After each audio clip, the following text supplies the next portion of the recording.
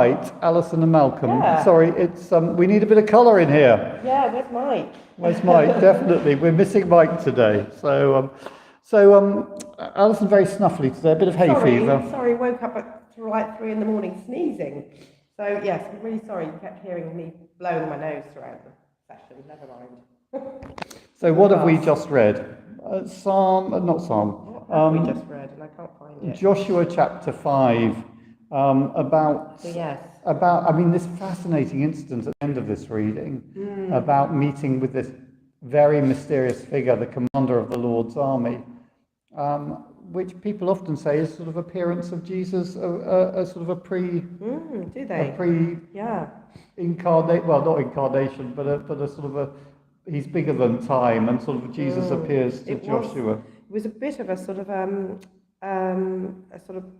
burning bush moment.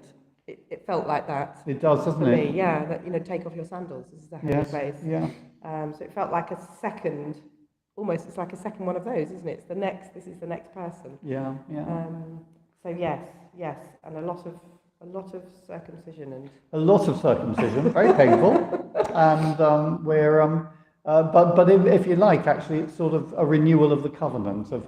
And actually, it's sort of a receiving of the gift that God says, and the people saying, yes, we're going to be your people and you will be our God.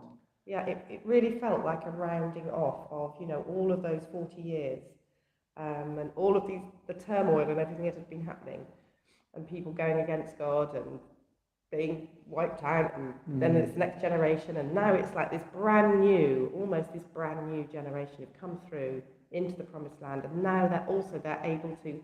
I like the bit where it says they stopped having the manna and the manna. Vera, I think you're right. It is the next generation. Yes, I think it is. The previous generation have all died in the wilderness, and so it is the next generation.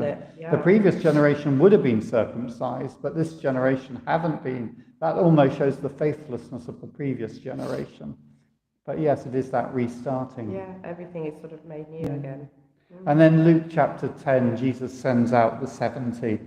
And the thing that strikes me always reading this passage is the vulnerability with various, with arms or weapons. We go and we're completely dependent on what is happening.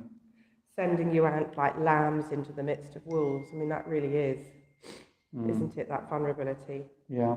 Taking nothing with you, and just sort of being dependent on the people that you knock on the door of their houses. And the last bit there, we have a sort of a add-on to what Jesus said yesterday, where he said, if they're not against us, they're for us.